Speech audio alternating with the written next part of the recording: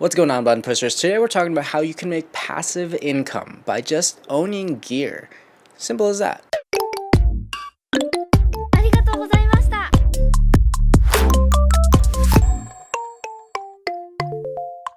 If you guys are new to the channel, make sure you guys hit that subscribe button if you haven't already subscribed. Let me know in the comments below what you guys do to make a little bit more passive income. Are you selling some online products? Are you selling LUTs? Are you selling presets? Let me know in the comments below and let's get started with the video. So pretty much by owning gear, you have the potential to make a lot of passive income. I'm talking about renting out your gear that you own. Now, some people might be scared off by this. It is a little bit intimidating, especially if you haven't done it before, but it is something that you might want to look into. Depending on your area, you might have a specific demand for specific things. Like some people might be wanting to try out a new camera that just came out that you just so happen to have, like the Red Komodo or something, you know? And there's a lot of stuff that people can't get their hands on, or they want to try things out before they buy it. So being that person that owns it and allowing people to rent it out is going to give you a little bit more leeway to make some income on the side, even if you don't really need to do anything. Also, depending on your area, things might be priced a little bit differently. So they might be higher priced if you're in a place with really high demand with really low supply, or if you're in a place with like LA where there's so many different things and so many different places to get them that prices might not be so high. Before we get into that, I want to let you guys know that I use ShareGrid for most of my renting things, and no, they're not sponsoring this video or anything. I just, really like using their platform because they make it super simple, they make it really easy, and it just doesn't require too much work, and they really give me everything I need, from insurance to letting me know what to post from making a platform just so easy for me to make packages and bundles for renting out for gear. So a few things that I rent out to people on ShareGrid. I rent out my Gemini, my Komodo, my Movi, my tripod, even my 1DX3, my R5, my Teradek system. There's a lot of things that I rent out on ShareGrid just to have them listed in case people do need them. If you need your equipment and you know what day you're gonna need it, you can obviously decline rentals. You don't have to accept every single rental that comes your way. You really get to pick and choose, and I really like to steer away from people who aren't verified, who don't have a verified ID, real pages or anything. So if you come across those, clearly you don't want to rent out to them, but ShareGrid really tells you, like, this is a real person, we know their ID, we have their address, we got their phone number, so you are safe.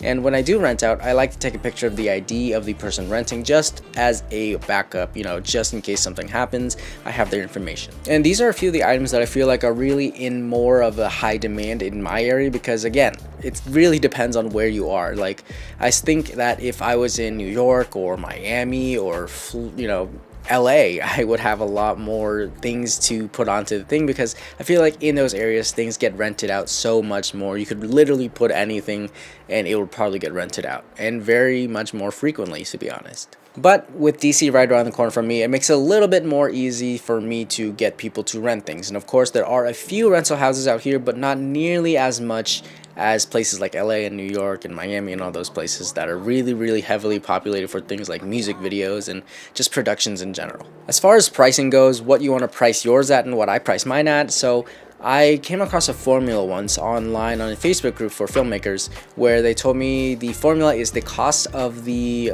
thing you're renting out, so the price, divided by 20, and that is the daily rental price. And then if you're doing a weekend, that's 1 day for a whole weekend, and then 7 days for an entire month. So the price, let's say it was $100 cost, and that would make it $20 for the rental. So that's the cost of the daily rental. So a whole weekend would just be $20, and a month would be $140. Now, this formula may not work out for a lot of different things, especially because the cost might end up being really high for something like the Gemini, where you purchased it for like $20,000, but now the depreciated value comes down to like $10,000 or even a little bit more than that. But it still may not add up completely, so I really like to go off the prices of the area that I'm in. So I look at other people's gear and see what they're renting it out for. That way I can get a good idea and make a competitive price. So my Gemini rental is $275, with the average Gemini rental price at around $300. So that means I'm $25 less than the average, so I might get a little bit more clicks. And for the Komodo, it's like $250 for a day. I charge $175, so that, you know, gives me a little bit more leeway, a little bit more competitive pricing, so that I can get more clicks and more rentals on my end. And even then, especially for gear that you have sitting around on the corner on the shelf, you know, it's just really nice to put it up for rent. Even like lenses, I have a lot of lenses that I really don't touch except for like once every now and then, and those make for really nice rentals because I can put them together in a bundle. Like, here's a Canon L series bundle, you can rent it for $150 a day, and you'll get like 6 L series lenses, and they all match up really well, look really good. And one of those things, because there's a ton of people who are out there who want to rent things, who want to go out and buy things, and they want to try it out first. And I'm not one of those people, but there's a lot of people that do that, and it's a very good idea. So being that person to supply it is really nice. And another tip for getting people to rent your gear is just adding in those bundles and customized packages. Like, let's say you rent out a camera.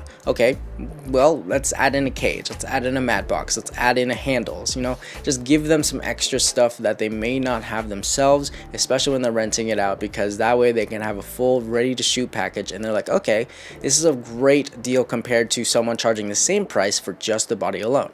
It's just one of those things that you kind of got to think about. And you know, it's not like you're going to use it for anything else. Like, if it's very specified to that camera, you're probably going to just send it out with it anyways. That's all for today's video, guys. If you guys are thinking about renting out your stuff, ShareGrid is an amazing website. I can say that I trust it, especially with the verifications of the users. There's also a ton of other websites out there. I can't really name any because I only use ShareGrid, but you know, definitely check out, really think about renting out your gear. It's very profitable depending on where you live, and you don't really have to do too much work. Now, the only fee that you're gonna have to pay is possibly insurance if you want to get your own, but ShareGrid also has short-term insurance for specific rentals, and people who are renting your gear should have their own insurance, so you can always put the claims on them. Anyways, give this video a thumbs up if you liked it, guys. Make sure you guys hit that subscribe button. I will see you guys in the next video. Keep pushing buttons, guys, and have a nice day. Peace.